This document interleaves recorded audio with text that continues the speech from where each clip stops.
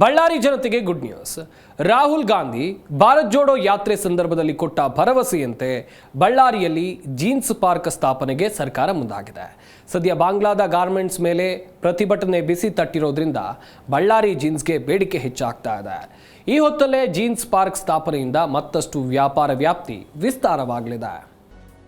ಬಾಂಗ್ಲಾದೇಶದಲ್ಲಿ ಪ್ರತಿಭಟನೆ ಪರಿಸ್ಥಿತಿ ಉದ್ವಿಗ್ನಗೊಂಡ ನಂತರ ಅಲ್ಪಸಂಖ್ಯಾತರ ಮೇಲೆ ದಾಳಿ ಮುಂದುವರಿತಾ ಇದೆ. ಗಾರ್ಮೆಂಟ್ಸ್ ಉದ್ಯಮದ ಮೇಲೆ ಪರಿಣಾಮ ಬೀರಿದೆ. ಸಿದ್ಧ ಉಡುಪು, ಜೀನ್ಸ್ ಸೇರಿ ಇತರ ಉತ್ಪನ್ನಗಳನ್ನ ಅಲ್ಲಿಂದ ಆಮದು ಮಾಡಿಕೊಳ್ಳೋಕೆ ರಾಜ್ಯದ ವ್ಯಾಪಾರಸ್ಥರು ಹಿಂಜರಿತಿದ್ದಾರೆ. ಈ ಎಲ್ಲಾ ಬೆಳವಣಿಗೆಗಳಿಗೆ ಪೂರಕವಾಗಿ ಬಳ್ಳಾರಿ ಜೀನ್ಸ್ಗೆ ಬೇಡಿಕೆ ಹೆಚ್ಚಾಗಿದೆ. ಜೀನ್ಸ್ ಉದ್ಯಮದಲ್ಲಿ ಹೊಸ ನಿರೀಕ್ಷೆಗಳು ಮೂಡಿವೆ. ಬಾಂಗ್ಲಾದೇಶದಿಂದ ಕಡಿಮೆ ದರಕ್ಕೆ ಜೀನ್ಸ್ ಬಟ್ಟೆಗಳನ್ನು ತರಿಸಿಕೊಳ್ತಾ ಇದ್ದ ಬೆಂಗಳೂರಿನ ಸಗಟು ಮಾರಾಟಗಾರರು ಈಗ ಬಳ್ಳಾರಿ ಜೀನ್ಸ್ನತ್ತ ಮುಖ ಮಾಡಿದ್ದಾರೆ. ರಾಹುಲ್ ಗಾಂಧಿ ಕೊಟ್ಟಿದ್ದ ಭರವಸೆ ಸಹಕಾರ.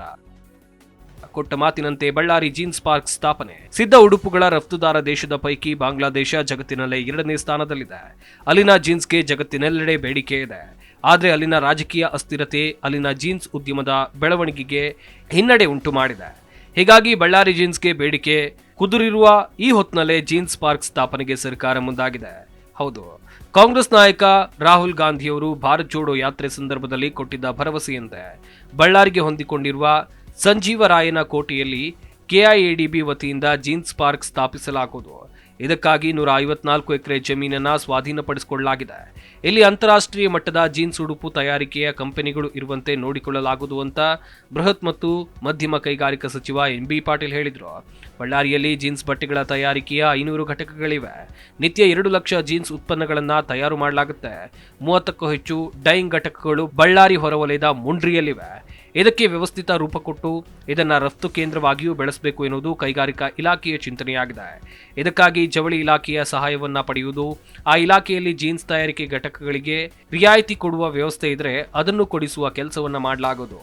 ಈ ಸಂಬಂಧ ಜವಳಿ ಸಚಿವರ ಜೊತೆಗೂ ಸಭೆಯನ್ನು ನಡೆಸಲಾಗುವುದು. ಬಾಂಗ್ಲಾದೇಶದಲ್ಲಿ ರಾಜಕೀಯ ಅಸ್ಥಿರತೆ ಉಂಟಾದ ಮೇಲೆ ಅಲ್ಲಿನ ಜೀನ್ಸ್ ಉಡುಪು ತಯಾರಿಕೆ ಉದ್ಯಮ ನೆಲಕಚ್ಚಿದೆ. ಹೂಡಿಕೆದಾರರು, ರಫ್ತುದಾರರ ಗಮನ ಈಗ ಬಳ್ಳಾರಿಯಲ್ಲಿನ ಜೀನ್ಸ್ ತಯಾರಿಕೆ ಉದ್ಯಮದ ಮೇಲೆ ಹರಿದಿದೆ.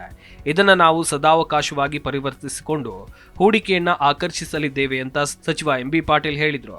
ಭಾರತ್ ಜೋಡೋ ಯಾತ್ರೆ ಸಂದರ್ಭದಲ್ಲಿ ರಾಹುಲ್ ಗಾಂಧಿ ಬಳ್ಳಾರಿಯ ಜೀನ್ಸ್ ತಯಾರಿಕಾ ಘಟಕಗಳ ಉದ್ಯೋಗಿಗಳು ಮತ್ತು ಮಾಲೀಕರ ಜೊತೆ ಮಾತುಕತೆಯನ್ನು ನಡೆಸಿದ್ರು. ಈಗ ಅವರು ಜೀನ್ಸ್ ಪಾರ್ಕ್ ಸ್ಥಾಪಿಸುವ ಭರವಸೆಯನ್ನು ಕೊಟ್ಟಿದ್ದಾರೆ.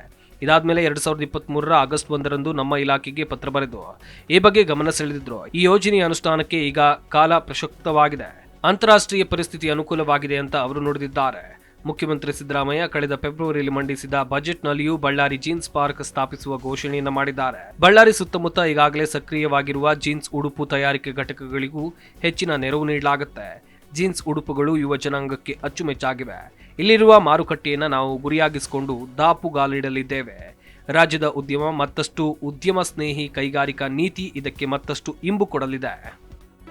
ಜಿ ಕನ್ನಡ ನ್ಯೂಸ್ ಈಗ ನಿಮ್ಮ ಮನೆಯಲ್ಲೇ ನೋಡಿ. ಎಲ್ಲ ಕೇಬಲ್ಗಳಲ್ಲಿ ಈಗ ಲಭ್ಯ.